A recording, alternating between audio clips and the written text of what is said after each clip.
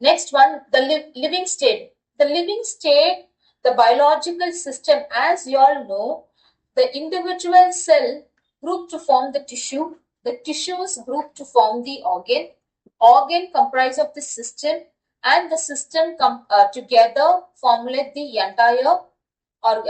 entire living system. The basic biological system are not just collection of molecules; they are integrated systems where the structure is the hardware, regulation mechanism is the software, and neither of them can exist effectively without the other. They are integrated, they cannot do their work individually. They are integrated, and therefore I have termed it as integrated system. We are going for an integrated approach is first one, we have having the predictive power, where we are moving from the descriptive biology to predictive biology using structure-based insights. Next, the disease etiology, where many pathological conditions arise, such as Alzheimer's and cancer, arise because of a very minor structural defect, where that is going to affect the entire global regulation. And finally, the engineering life, where the synthetic biology requires a precise understanding of molecular interaction thresholds. This is the chemical foundation. As you all know, the entire periodic table is made up of hundreds of elements. These elements, out of these elements, we are going to see the major 6 elements which are very important for the biological function of a system. That is carbon, hydrogen, nitrogen, oxygen, phosphorus and sulfur, where these elements are going to be the framework, their unique geometry in alignment with the carbon atom. Here, as you all learned in your earlier school days, the molecule C2H2, where carbon is a tetravalent compound, that is, it has a valency 4, which means the outermost shell has the free electrons of 4, and those 4 electrons, free electrons, are involved in forming a bond where there is mutual sharing of electrons with another atom in order to maintain its stability. Under that, the mutual sharing of electrons are grouped under various shells S, P, D and F. For example, if you take C, carbon, its atomic number is 6 and its valency is 4, which means that 4 denotes the free electrons which are waiting for another element to combine to form a stable molecule. Here C2H2 has 2 carbon atoms and 2 hydrogen atoms, where there is a mutual sharing of electrons between carbon and hydrogen, where the bond between one up arrow and down arrow denotes the mutual sharing of electrons, where that will maintain the stability of a molecule. With these 4 valence electrons, carbon is highly unstable, and hydrogen with a single free electron is also a highly unstable compound. In order to maintain the stability of a molecule, we have the atoms where they share the electrons in order to maintain its structural stability. As I told, these are the 6 major elements that is present in the periodic table, where it will help in the proper functioning of the biological system. To start with carbon, it is the backbone of all organic molecules and it is tetravalent. As I told you all, as you all know, it is tetravalent and it constitutes about 18.5% of the human mass. Coming to hydrogen, it is a major component of water. It helps in the energy transfer. Energy is being transferred between molecules with the help of this hydrogen atom, and it plays a crucial role, an important role in acid-base balance. If the hydrogen ion concentration is increased, then we know that the solution is said to be an acidic solution. If suppose the hydrogen ion concentration is low, then the solution will become a basic solution, as you all know. And here, in order to maintain the acidity and basicity of a solution, we need hydrogen, and that constitutes about 9.5% of the human mass. Then coming to nitrogen, this is a very important compound in the amino acid and nitrogenous bases. All amino acid, from the term amino acid itself, will be clear that amino means NH2 group, where we have nitrogen in it. And nitrogenous bases, as you all know, which are very important in the structure of the DNA, adenine, guanine, cytosine and thymine. These nitrogenous bases, if you take the structure of adenine, where nitrogen is also a compound in it, then that will constitute about 3.2%. And coming to oxygen, oxygen is very important for cellular respiration, major molecule in a water molecule, and it is highly electronegative, and that constitutes about 65%.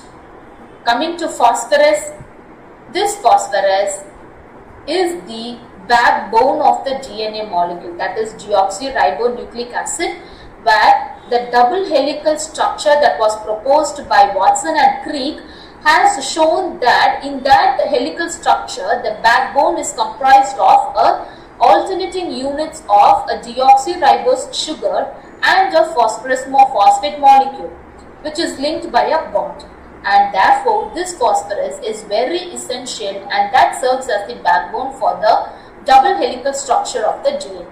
And it is also very important for the energy currency. Energy currency is nothing but ATP.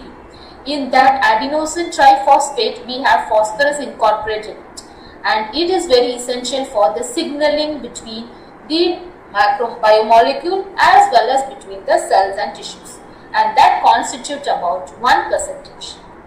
Coming to sulfur, this is very important for the cysteine bridges, and the protein tertiary structure stability is being maintained by the sulfur molecule, and that constitutes about 0.3%.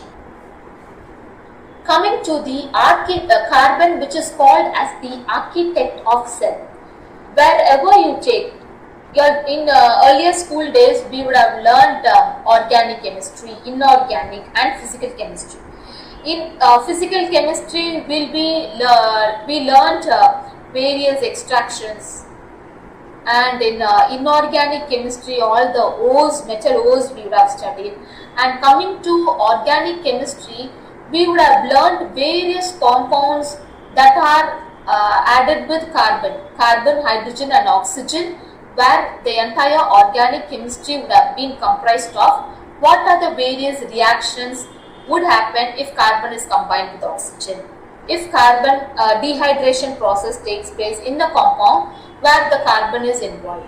All those things we would have learnt in earlier school days, but here in our biological system, the carbon, we term it as the architect of life, where that is the very important atom that is playing a very important role. In order to see its geometry, that is the spatial arrangement or structural arrangement, this carbon, since it is a tetravalent compound, it appears as a tetrahedral geometrical figure where the angle between them is 109.5, and this allows the construction of an immensely complex 3D shape, that is, it involves in the formation of a chain or ring or even branch scaffolds if we take, where carbon plays a very important role. Earlier, the second or third slide would have seen this as hybridization of C2H2. This is nothing but the mutual sharing of electrons between the atoms of the carbon with hydrogen or oxygen or whatever combining molecule it is capable of. Coming to chemical bond. What are bonds? I told you there is a mutual sharing of electron between two atoms. If two atoms share electron, a connecting ring or connecting chain is being formed, and that is called as a bond, chemical bond. Bond that is formed because of a chemical reaction, and in order to maintain the structural stability of that particular molecule and compound is called as a chemical bond. This bond can be covalent or non-covalent. Covalent means nothing but mutual sharing of electrons, that is formed by sharing electrons, where high bond energy that will ensure the primary stability of proteins and nucleic acid. The energy that is needed is 200 to 800 kilojoule per mole, and example of that is a formation of a peptide bond in proteins. The proteins are formed by the joining of an individual amino acid. One amino acid is connected by another amino acid by a peptide bond. In order to form that peptide bond, it is formed by mutual sharing of electrons between two amino acids. And coming to non-covalent interactions, here weak forces are involved, where that will spend only 1 to 40 kilojoule per mole, and that will drive the reversal interactions and dynamic structural changes. This is how the chemical bond is being formed between the atoms. Coming to this hierarchy of weak interactions, I told you all earlier the weak non-covalent interaction that can be of weak type. The weak types can be ionic interaction, hydrogen bond, hydrophobic effect, and the van der Waals forces. If suppose that is an ionic interaction, that will spend 20 to 40 kilojoule per mole of energy, and if hydrogen bond is being formed, that will utilize 4 to 20 kilojoule per mole, and hydrophobic effect approximately only 4 kilojoule, and weak van der Waals forces utilize 1 to 2 kilojoule per mole. The figure shows that how the atoms are being connected and how a bond is being formed, and on usage and the forming of these bond energy is being utilized, and that is how it is being formed. A sort of a 3D structural model have been shown. Next one, coming to the hydrogen bonding. Hydrogen bonding is called as the life liquid.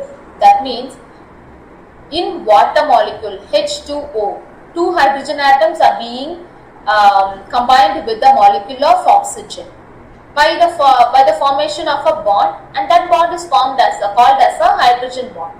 It is dipolar in nature, where it creates hydrogen bonding, networking the forces of non-polar molecules together.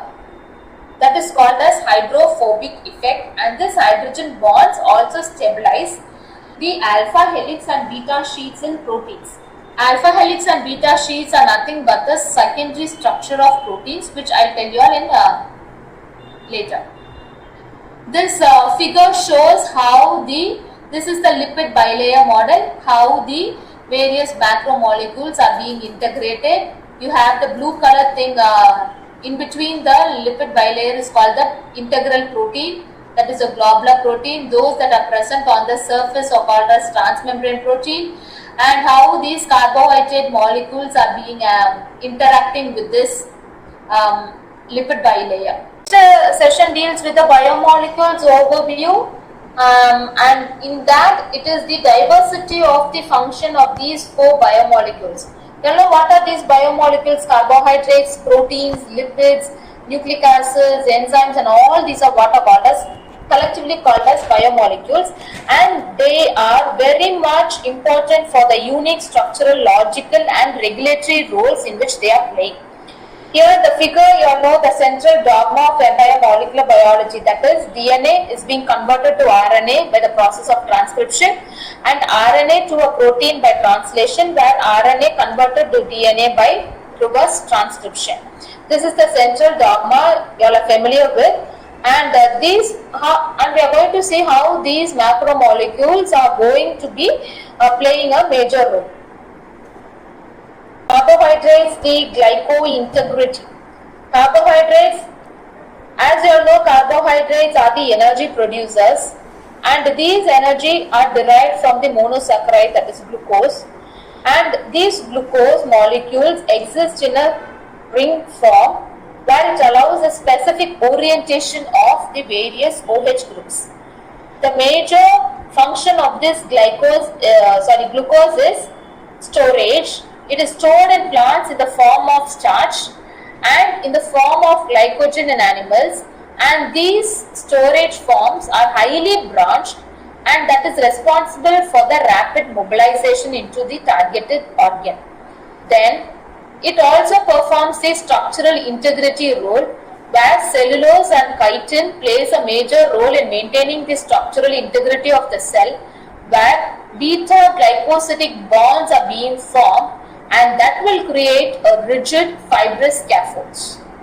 This is the basic role of these carbohydrates. Next one is the lipid. Lipids, as we know, lipids, they are amphipathic molecules. They spontaneously form bilayer, lipid bilayer, and these lipids are not polymers but self-assembling units. They are very essential for signaling and storage mechanism, where steroids and phosphoinositides form the play a signaling role, and the triglycerides and particularly adipocytes play a major role in storage. Next, moving on to proteins. Proteins are called as the dynamic workhorses, where the structural versatility is highly maintained, and these proteins are nothing but polymers of 20 amino acids. A sequence of 100 amino acids can fold into trillions of combinations, but only one is functional in nature.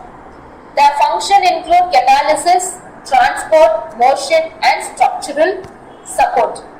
The figure beside is the various structural integration of this protein molecule, where the first one is the primary structure, where that is nothing but a chain of amino acid formed by peptide bond. The second one is the secondary structure, where it has been converted into alpha helix and beta pleated sheets. Third one is the tertiary protein structure. It is a 3D structure where folding pattern occurs due to side chain interactions. And finally, we have the quaternary structure, where the protein consists of more than one amino acid chain. It has a number of amino acid chain. It is getting coiled in such a way that the entire metabolic process is happening. Fourth one is the nucleic acid, and these nucleic acids are called as information scaffolds, but as we know, DNA and RNA. DNA is serves as the information storage, where the double helical structure of DNA that was proposed by Watson and Crick ensures the stability and replication fidelity. Whereas RNA, it is divided into mRNA, rRNA and tRNA, where mRNA serves as the information transfer, tRNA is useful for adaptation, and this catalysis is mainly carried out by the ribozymes. In particular, the phosphodiester backbone is the structural identical across all life, enabling universal biotechnological tools in PCR and CRISPR. Next, coming to the module 4, where the structural functional interrelationship. The central principle here is the molecular architecture determines the biological activity. The minor changes at the atomic level lead to major regulatory shift. This is what happens in the case of cancer. Then, as I told you, the protein hierarchical structure of protein: primary, secondary, tertiary, and quaternary. Next one, enzyme mechanism. Enzymes are very important things that are very much essential for the metabolic process. You all know the tagline: all enzymes are proteins, but all proteins are not enzymes. These enzymes are highly specific in nature, which is a very important characteristic feature of it. Here we have two main models: lock and key model and induced fit model. Lock and key model is very simple. Just as we have a specific key for a particular lock, the enzyme will get fit into the substrate molecule in which it is going to act. Induced fit model, the figure you'll be able to clearly understand. Induced fit model, we are having the enzyme. The substrate will change its structural morphology such that it is forced to get fitted into the structure of the enzyme. That is called as induced fit model. These two mechanisms are very important in the catalytic activity of enzymes. Coming to allostery. Allostery plays a very important role. Allostery is nothing but the structural integrity of a molecule. If suppose we are taking for example hemoglobin.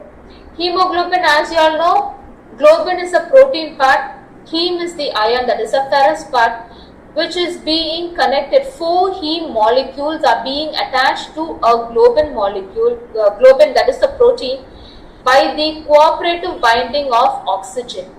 Binding of one subunit will change the structure of the neighboring subunit.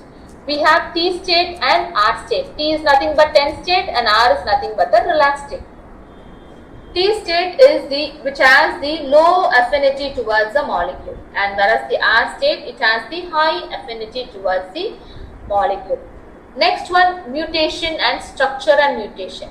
You all know what is mutation? A slight modification of a single point that will change to a drastic change.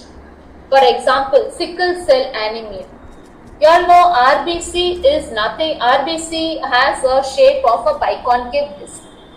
This biconcave disc is being altered in the shape of a sickle, where anemia, you all know, where there is low concentration or low amount of oxygen. Hemoglobin, if it is low, then that will lead to anemia. How come anemia, decreased amount of hemoglobin leads to anemia is, a person with this anemia, they have a major symptom of oxygen deficiency or oxygen deprivation, where they will be having breathing disorder. It indicates that oxygen, the binding capacity of oxygen to that of the hemoglobin is reduced, and that forms a small structural morphology deformation leading to sickle cell anemia, where a sickle cell, a single point mutation in the 6th position, if glutamic acid is being replaced by valine, that will form this sickle cell, where it creates a hydrophobic patch and a low oxygen content. These patches will interact, causing the thin fibers to form. Result of that will be cellular deformation and systemic crisis. This is the very good example for this structure function failure. Next one is cellular regulation.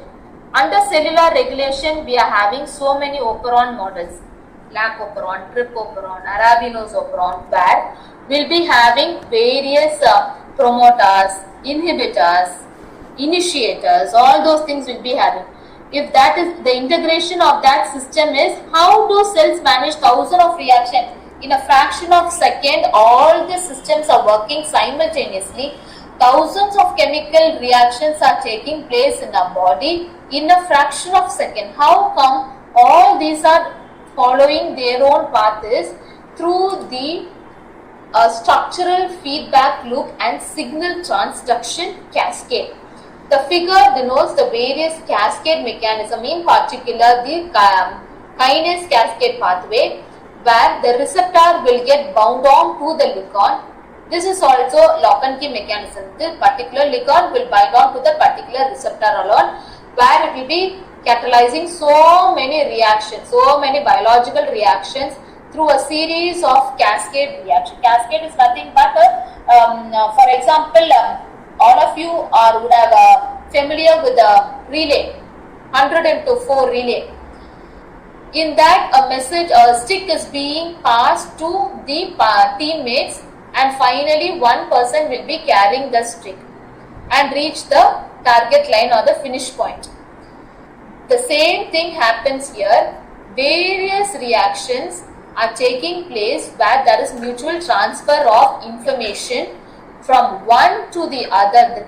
The teammates will be transferring the information from one to the other through these various cascade reaction by the receptor ligand interaction. Next one is very important, is feedback inhibition, where the final product of the pathway often acts as an allosteric inhibitor.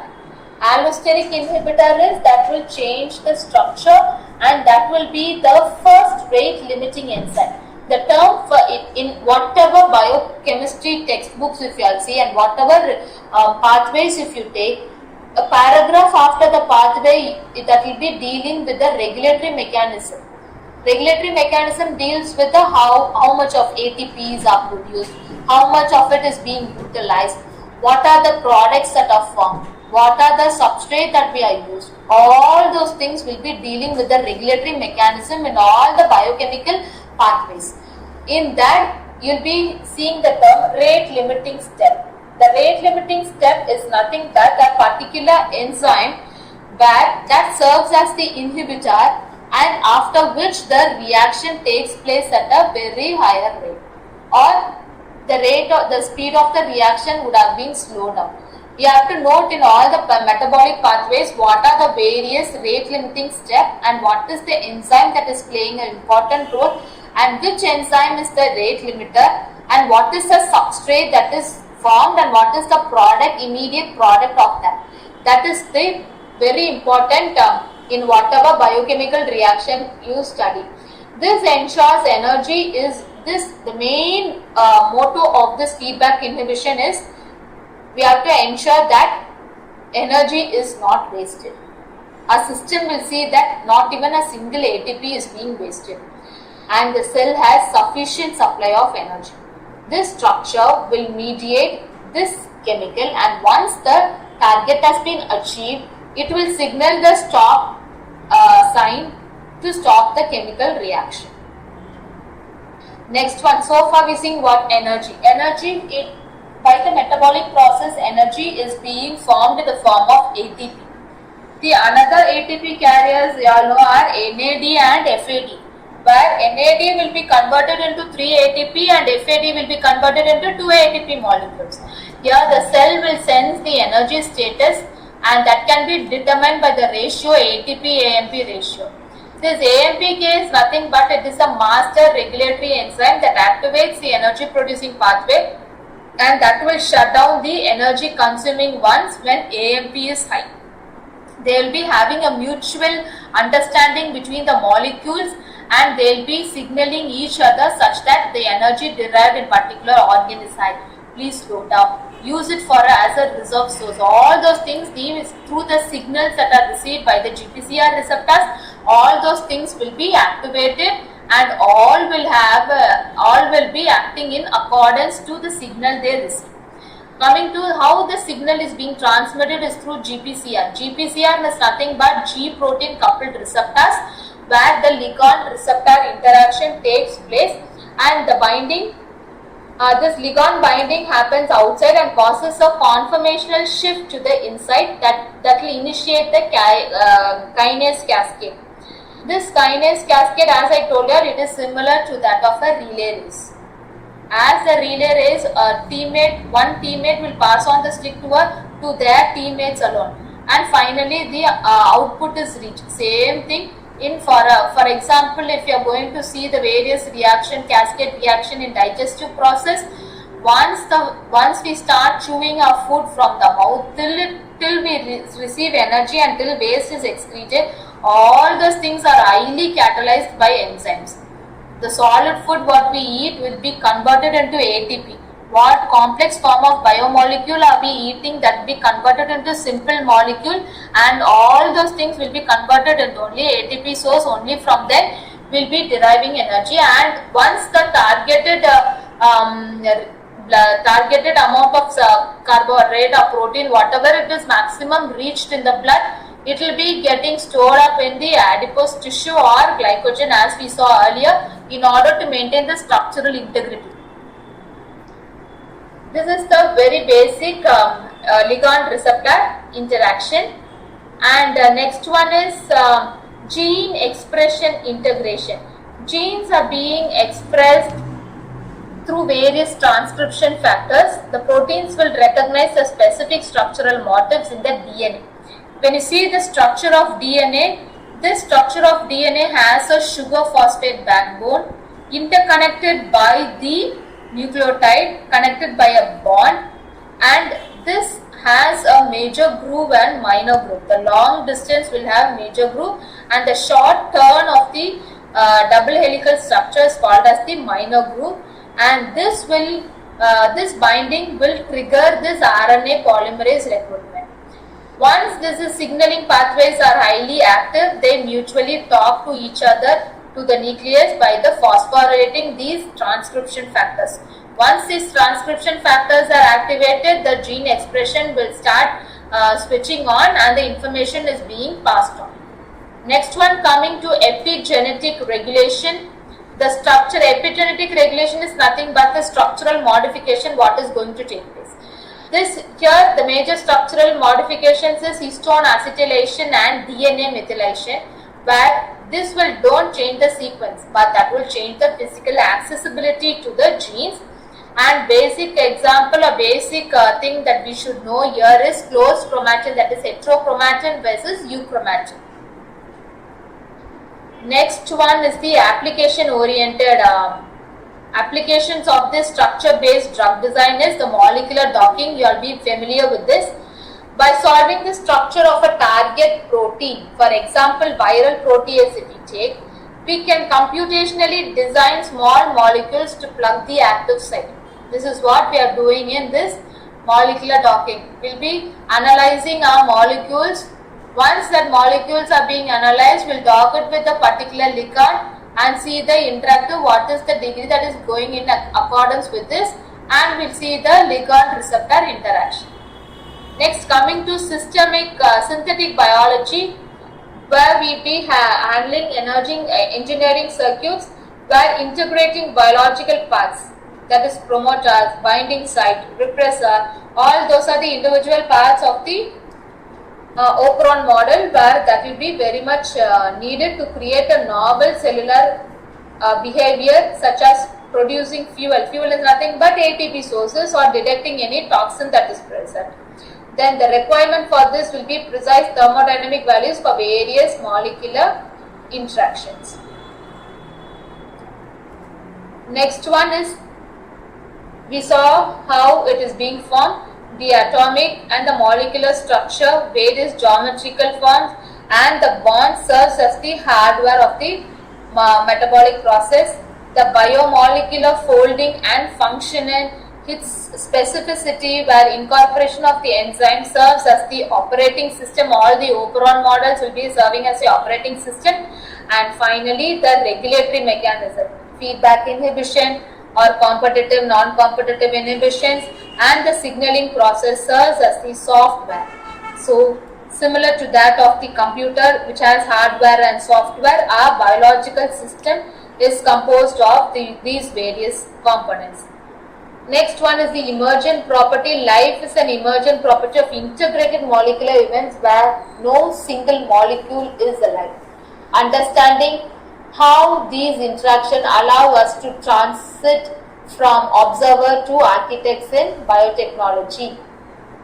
Then coming to the summary of the modules 1, 2, 3, we saw what are the various chemical foundation, what are the basic atoms that are very much essential for the molecular functioning, that is carbon, hydrogen, oxygen, phosphorus, nitrogen and sulfur. We saw how this carbon tetravalent carbon is helpful in scaffolding the complexity, and what are the various interactions, covalent bond and non-covalent bond, weak interactions, van der Waals forces, hydrogen bond, all those things we saw, and how these macromolecules utilize themselves in energy formation, storage, information and catalysis. To summarize module 4 and 5, we saw what are the various active sites, ligand receptor interaction, induced fit model of enzyme, then lock and key model of enzyme, how it is being regulated through feedback mechanism and regulatory cascade, signaling cascade, and what are the various modern biotech, that is drug designing and synthetic biology, where we are going to rely on the structural integration. Next one, the path forward for this is proteomics, interactomics and systematic biology, where mapping all functional proteins, mapping the complex web of interaction, that is called as interactomics, and systems biology is modeling cellular logic mathematically. This is the path forward that we are going to follow. Finally, to understand life, we must look at the atoms. To engineer life, we must understand the system. Thank you. Thank you for your patient listening. If you have any doubt, you can ask participants.